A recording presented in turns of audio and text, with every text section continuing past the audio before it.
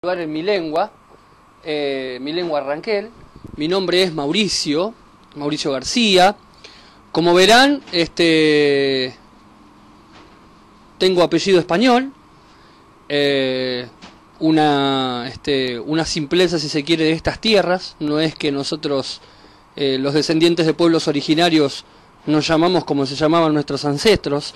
Ojalá fuera así. En algunos casos, por ejemplo, si alguno de ustedes se llama Nahuel o conocen algún Nahuel, bueno, Nahuel es un pueblo, es un nombre originario, como tantos otros nombres, como tanto las localidades de La Pampa. ¿Ustedes saben qué significa Realicó? ¿No?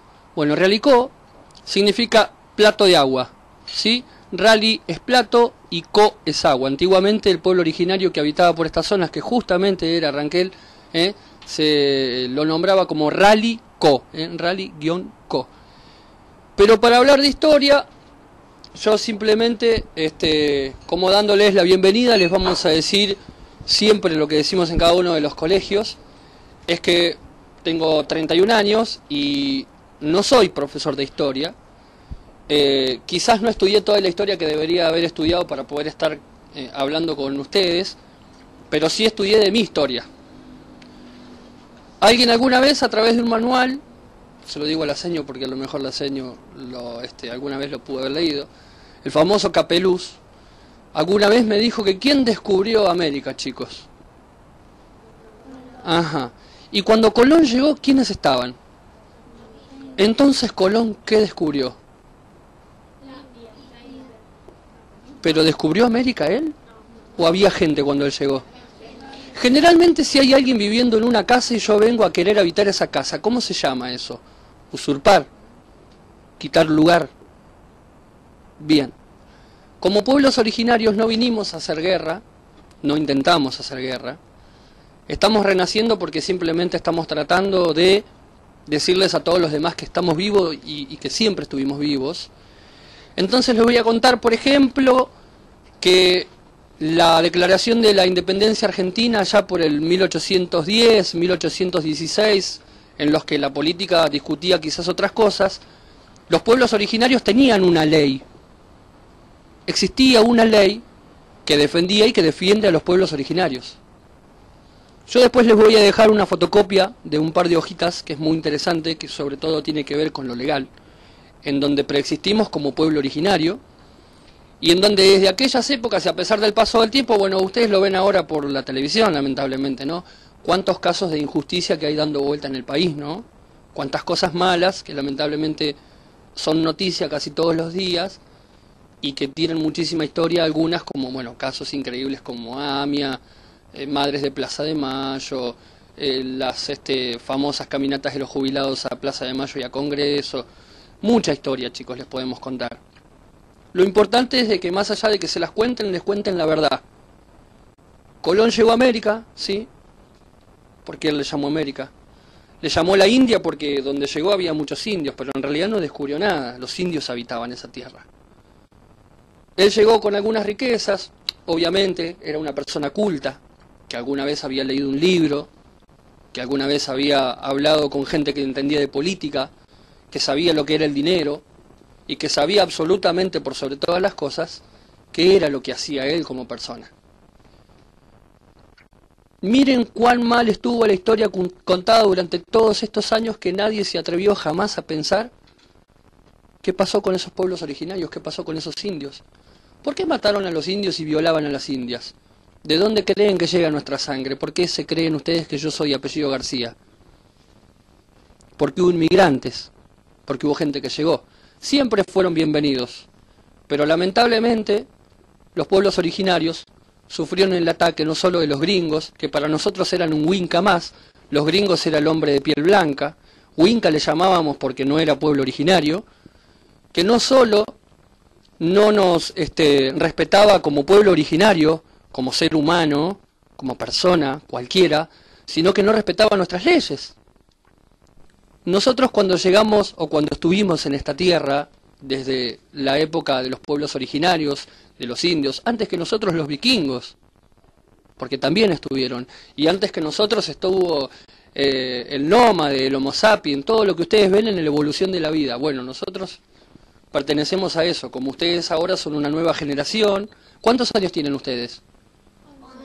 11, bien. 11, 12, bien. ¿A qué grado pertenecen? Muy bien. Eso está muy bueno. Siempre nos encanta que ustedes nos vengan a visitar y a rescatar nuestra verdadera historia. Nosotros no le vamos a vender ni verdura, ni le vamos a decir nada fuera de lo común. ¿Sí? Lo que nosotros simplemente queremos instalar es cada vez que ustedes vienen, es no solo que disfruten de esta charla, sino que también sepan la verdadera historia de por qué nosotros podemos darle una charla y de qué hablamos cuando hablamos de pueblo originario, más allá de toda la historia, de que nosotros nos podamos reír porque cuando vemos una película de cowboys, ¿qué pasaba en las películas de los cowboys? ¿Quiénes morían en la película de los cowboys? ¿Quién moría siempre? Cada vez que aparecía un cowboy con gorro y pum, pum, pum, tiraba con una carabina o tiraba con un revólver. ¿Quién moría? ¿A quién mataban? ¿Y por qué? ¿Qué hacía el indio? ¿Atacaba el indio? ¿O el indio atacaba si era atacado? El indio se defendía, siempre se defendió. Nosotros nunca usamos armas a menos que nos ataquen, obviamente, pero bueno, corrimos con una desventaja. Ellos tenían valores, Colón quiso cambiar un poco de sus piedras preciosas y sus botellas de whisky, y sus vidrios y sus espejos, queriendo engañar de que eso realmente les podía dar riqueza y les podía enseñar algo. Bueno, no fue así. Lamentablemente, esa es una parte mala de la historia que no está contada por los libros, ni por el Capeluz, y ni siquiera por un libro nuevo que haya salido ahora, chicos. No existe un libro de educación que ustedes busquen justamente en la escuela que les hable de la verdad. Hay libros en los que ustedes se van a instruir, pero nosotros les vamos a dejar la información justa para que ustedes vayan justamente ahí. La historia de los pueblos originarios, ¿ustedes cómo creen que vivían los pueblos originarios? A ver. ¿A qué se asemejaba la convivencia? ¿Cómo creen ustedes que podía convivir? ¿En qué hábitat vivía? ¿Cómo era su hogar alrededor, digamos? ¿De qué estaba hecha su casa? ¿De qué más podía estar hecho? ¿De qué más podía ser? Muy bien, de cuero, de palos, con cueros. Bien. ¿Ustedes cómo creen que vivían los indios? ¿Se peleaban todo el día? ¿Se agarraban a los tiros? ¿Se tiraban con...? Bien, disfrutaban de la biodiversidad, del ecosistema. ¿Ustedes creen que cuando el indio, cómo se alimentaba? Con las animales. Muy bien. ¿Y ustedes? Muy bien, muy bien. La poca agua que se juntaba, ¿saben en cuencos de qué lo juntaban? ¿En qué imaginan ustedes que juntaba originariamente un indio? En un cuero. ¿Hacía una bolsa con un cuero, con la panza del cuero de una vaca, por ejemplo? Vieron que queda la parte blanca y el pelo del otro lado. Entonces hacían un cuenco, lo ataban en 4 ramas y eso hacía una hondonada. La llovizna y el rocío dejaba agua adentro y eso juntaba agua, entonces tomaban agua. Ustedes, lo mismo cuando hacían un pozo, lo mismo cuando se alimentan. ¿Ustedes creen que mataban a tantos animales juntos ahora como ahora que hay animales en peligro de extinción? ¿Que el indio salía y mataba a 300 animales por diversión? ¿O mataba 5 o 6 chanchos jabalí por diversión? Bien, y además, ¿saben qué? Alimentaba a toda la tribu. Cada vez que un indio salía a cazar y cazaba un gran animal, él llamaba a toda la tribu y a todos los pueblos que se encontraban cerca, a todas las comunidades, las tribus demás que había, y los llamaba a todos a compartir su alimento. Entonces comían todos. Las mujeres con los cueros hacían las casas, hacían la ropa, se animaban algunas a través de la lana a trabajar. Ustedes saben que ¿de dónde viene el hilo? ¿De qué animal? Muy bien, genial. ¿Ven? Miren cuántas cosas nos enseñaron nuestros pueblos originarios que si nosotros nos ponemos a hacer memoria y a fijarnos justamente en cada uno de los elementos que hoy podemos tener, miren ese tejido. ¿Cómo creen que se teje eso? ¿Aguja y crochet? Telar de madera, chicos. ¿Sí? Telar de madera. Puramente rústico. Artesanal, a mano. Eso era el pueblo originario. Un pueblo que nunca levantó sus manos a menos que fuera atacado. Un pueblo que siempre disfrutó de la biodiversidad, del ecosistema, de los animales, supo convivir en familia y siempre, absolutamente siempre estuvo vivo. La historia nunca nos jugó a favor, nunca. Como en muchas oportunidades hoy, la justicia no juega a favor de la gente. Fue una gran injusticia lo que se hizo, fue un genocidio muy pero muy grande, se mató a mucha gente y la historia habla de otra cosa. Pero nosotros no vinimos por eso. Nosotros siempre estuvimos. Pasa que hay una frase muy bonita que nos encanta decir, que es que cortaron nuestras ramas, quemaron nuestros troncos, comieron de nuestro fruto. Después se fueron, pero quedó algo muy importante, chicos. Las raíces. Esas siempre estuvieron ahí para que nuestra Mapu, nuestra tierra, la Pachamama, nos ayudara a renacer y a renacer y a renacer. Por eso nosotros tenemos una creencia muy, pero muy bonita dentro de nuestra historia, que después ya vamos a hablar en lo que tiene que ver con lo religioso, como les decía, la biodiversidad, el ecosistema, donde vivían, que es devolverle lo que la tierra da. Nosotros una vez por año hacemos el Año Nuevo Ranquel, en donde hacemos un gran pozo y le damos todo el alimento, cáscara de fruta, un pedazo de carne, un chorro de vino, mate, yerba, azúcar, alguna semilla, porque todo lo que la tierra nos da tiene que volver a ella. Porque la planta no nació porque pusimos la semilla, nació porque la tierra tuvo la suficiente fuerza para poder nutrirla y que vuelva a renacer. Entonces eso pasa siempre con cada uno de nosotros. Hay un pedacito de esa historia que tiene mucho que ver con nosotros. Él es rubio y de ojos celestes. Mi papá también. ¿Sí? Pero puede que en el fondo... ¿Qué apellido sos vos? Rech.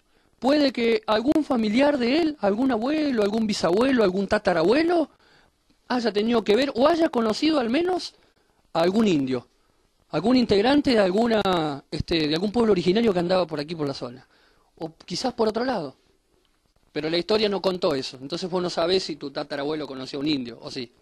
No, no tenés ni idea. Nunca hay una foto porque no había Facebook, ¿no? ¿Cómo creen ustedes que se comunicaba el indio entonces? Ustedes que intentan comunicarse con nosotros. ¿Cómo creen que nosotros le dejábamos el mensaje al de al lado? ¿Cómo creen? Con instrumentos. ¿Saben con qué? Con pedazos de naturaleza. El bombo legüero, ¿saben por qué se le llama a veces el bombo legüero? Porque ese bombo se escuchaba como a 5 leguas, una cosa así. 5 leguas es mucho, ¿eh? ¿Saben cuántos kilómetros son 5 leguas? ¿Viste? Son muchos, ¿eh? Casi 25 kilómetros que se escuchaba. Después el cuerno, ya les vamos a mostrar en todo lo que tiene que ver con música y religión. Lo que sí, nuestra historia, para que entiendan y comprendan este pequeño preámbulo que cuenta de nosotros, es que no vinimos a usurparle el lugar a nadie. Simplemente queremos contar nuestra historia y decir que estamos vivos. Así que, bienvenidos. Este es el lugar fraterno que tenemos los que hacemos el pueblo Ranquel en esta zona, aunque fuimos muchos y tenemos un gran maestro que hoy está en un pueblo muy hermoso al que los voy a invitar algún día si pueden, allá por el mes de junio, después del 20, esperamos el Año Nuevo Ranquel. El Huitripantu, que nosotros tenemos a nuestro gran jefe, ya les vamos a mostrar, es una pirámide de madera, donde está justamente mira, me llaman, estamos en vivo. De madera, donde está la cabeza de nuestro gran cacique, nuestro gran líder, porque todas las tribus, o todos los pueblos, tenían un gran líder en cada comunidad. Nosotros tuvimos uno muy, pero muy grande, que fue una historia realmente increíble. Lamentablemente murió a manos de los militares, y solamente quedaron parte de sus huesos. Porque imagínense el morbo y de la manera que se los trataba, que se los descuartizaba, y cada jefe, cada general, cada militar, se llevaba una parte del cuerpo del gran cacique de la tribu. Así que lo que logramos conseguir fue solamente su cráneo. Estaba en el Museo de la Plata, se hizo una gran ceremonia, así que yo los voy a invitar, si algún día pueden ir o a través del colegio o personalmente, allá por el mes de junio, se ponen en contacto, yo les voy a pasar ahora a continuación con quien es nuestra cabeza, nuestra lonco. Nosotros a la cabeza le decimos lonco. Cada comunidad tenía en aquella época un cacique, que el cacique venía a ser como el gobernador. ¿Sí? El cacique venía a ser así como un poco más que el lonco. Se encargaba de reunirse con varios loncos para que cada lonco le comentara los distintos problemas de cada comunidad. Como una ciudad, chicos. Hoy le llamamos intendente y gobernador. Los pueblos originarios fueron muchos y fuimos muchos. Ustedes han escuchado de muchos, los tobas, los huichis, los mapuches. Bueno, los mapuches es una historia media rara aparte, pero los nombro porque son parte. pero dicen ser como nosotros los ranqueles, simplemente que nosotros lo diferenciamos, no lo defenestramos ni mucho menos, no lo sacamos de contexto, al contrario, no discriminamos, pero los mapuches son chilenos, no son argentinos, así que no pertenecen a nuestra casta, pero sí son un pueblo originario de Chile, lo vamos a aclarar. Pero los ranqueles tuvimos mucho que ver en lugares en donde ustedes transitan, que es justamente acá, la provincia de La Pampa. Les voy a pasar con la lonco de mi comunidad que les va a contar todo, absolutamente todo lo que ustedes quieran, si quieren preguntar, y si no, ella les va a contar un poco más, ¿sí? Ella se llama Mercedes, le dicen Mechi, y es la lonco de la comunidad. ¿La quieren aplaudir?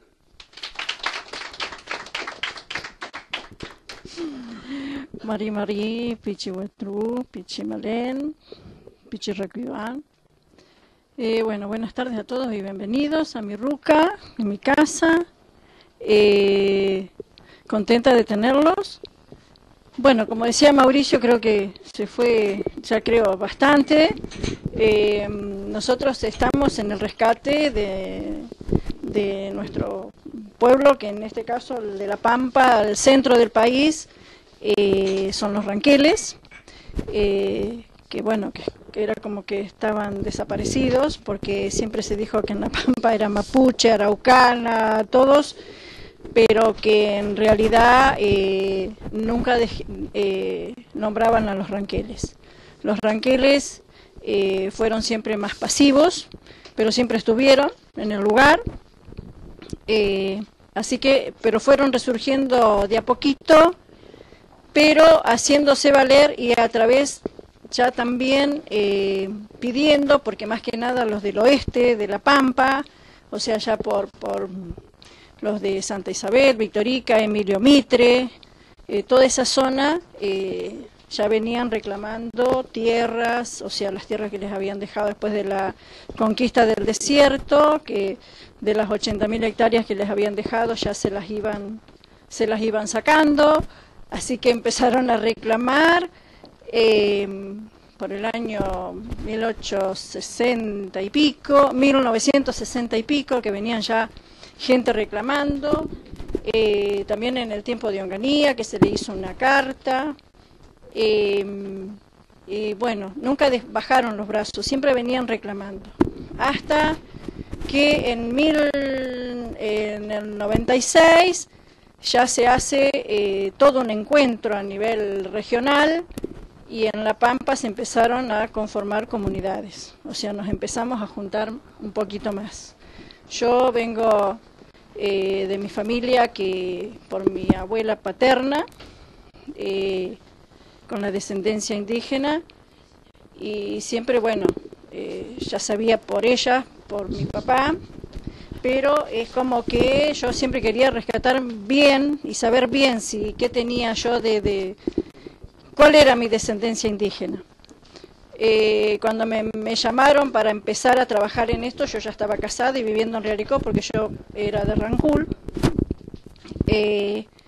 Entonces empecé a andar en todo esto, y bueno, mis hermanas me dijeron que andaba haciendo, hablando de indios, ¿no? Porque no les gustaba, pero yo dije que bueno, que yo tenía algo adentro que necesitaba saberlo y que me gustaba saber y compartir y ver y hablar con la gente y saber un poco más, porque quería saber exactamente de dónde venían mis abuelos.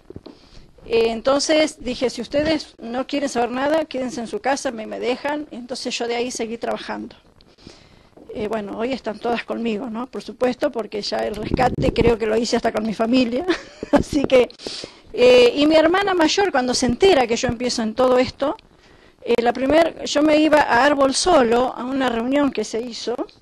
Ya se hicieron 3 reuniones zonales, se hizo una en Emilio Mitre, una acá en Riaricó, la otra en Toay, y por último se juntaban en Árbol Solo.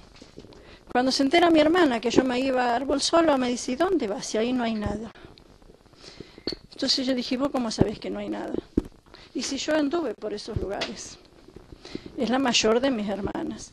Entonces dije, ¿cómo? Sí, nosotros anduvimos todos esos lugares. Y ahí ella empezó a contarme también un poquito más la historia. Entonces ya fui con más ganas, ya con más seguridad. Y ahí, desde ahí no he bajado los brazos, no he parado más hasta ahora, hasta que conformamos nuestra comunidad y se han conformado varias. Hoy por hoy soy lonco de la comunidad. Yo empecé siendo secretaria de esta comunidad, que empezamos con Gustavo Montiel, que era un hombre de Victorica, bueno, que después falleció, y yo cuando él falleció dije, esto no puede quedar así, porque habíamos andado tanto, que dije, no podemos dejar, acá hay muchos descendientes venidos del oeste, porque hay Carripilún, Huinchinau, Pereiras, Cabral, tenemos todos los apellidos. Entonces muchas familias que venían desde Santa Isabel, Telén, Victorica, así que los empezamos, que al principio como que ninguno quería saber nada, y después, bueno, se arrimaban de a poquito los fuimos arrimando, charlándolos, pero cada vez que organizábamos una reunión eran 5, 6, y nada más, no nos podíamos juntar. Hasta que yo seguimos trabajando y se hizo todo para traer los restos de Mariano Rosas, o sea, el cacique Panquitrusner. Yo creo que con la traída de los restos de Mariano Rosas fue el vuelco del pueblo ranquero. Ahí es como que todos salieron a decir acá estamos. Así que acá los que me habían dicho que no querían saber nada, después venían a golpearme la puerta, a ver cómo hacían para ponerse en la comunidad. Y eso fue muy importante para nosotros. Hoy mi comunidad está formada por 40 y pico de familias, y todavía sigo censando porque todos los días me vienen a preguntar. Sí, son la mayoría, son de apellidos bien de caciques, que vienen descendencias de caciques principales. Así que también trabajo en el Consejo de Loncos, donde en La Pampa se formaron, allá hay formadas 26 comunidades, 9 con personería jurídica. Nosotros también ya tenemos nuestra personería jurídica, y bueno, y siempre trabajando en el Consejo de Loncos. Yo empecé en el año 99 como secretaria, hasta este año que quería largar todo y me dejaron como tesorera, peor lugar. Pero bueno, seguimos, sí, porque dijimos cambien las 4 principales figuras, y cambiaron 3 nomás. A mí me cambiaron de lugar, pero bueno, pero seguimos trabajando. Hemos empezado a trabajar bastante bien. Está el lonco Pedro Coria, que es de la comunidad Nahuel Lauca, que es el presidente del Consejo de Loncos. Y se está trabajando, hemos empezado a trabajar bien, reuniéndonos una vez por mes. Ya tenemos nuestra casa del Consejo en Santa Rosa, o sea, ya tenemos un lugar de reunión, tenemos el apoyo de la provincia, o sea que se llegó a un buen acuerdo a través de la ley 26.160, que fue la de territorio, que se trabaja con las comunidades, donde en el 2010, sí, antes del 2010, el 2009 creo que fue, cuando se empieza a trabajar dentro de esta ley, y con las comunidades que tenían la personería, y empezaron con las comunidades rurales para devolverles la tierra, o sea, escriturarles la tierra. Hoy por hoy todavía no se han escriturado. Pero bueno, estamos ahí, el dinero está depositado. Lo único que nos falta es, porque se pasó a expropiación, porque los dueños, dichos dueños, que después no sé de dónde salieron, porque dueños de esas tierras donde era de los indios, aprovechan, porque está gobierno nacional, provincial, donde ponen la plata, y entonces aprovecharon para pedir un poquito más de unas tierras que no lo valen. Así que se ha pasado a expropiación, y hoy por hoy el gobierno tiene que poner el precio. Así que ahora estamos esperando a que los diputados resuelvan esta situación de la comunidad de Pumer, que es de Emilio Mitre y Santa Isabel. Después tenemos para seguir con doña Teófila Videla, que también tiene su problema en la tierra, así que estamos esperando solucionar con esta para seguir con lo de Teófila. que también es urgencia, así que, y después, bueno, todas las comunidades que se les están haciendo el relevamiento. Nosotros como comunidades urbanas también necesitamos un pedacito de tierra como para hacer nuestro salón comunitario, porque hoy por hoy los recibo en mi casa porque no tengo otro lugar.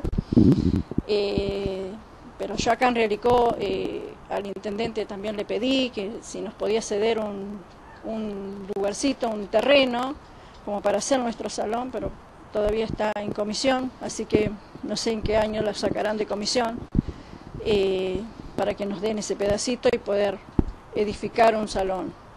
Yo lo único que necesito es el salón, es el terreno al nombre de la comunidad. Lo demás ya sé de dónde sacarlo para edificar.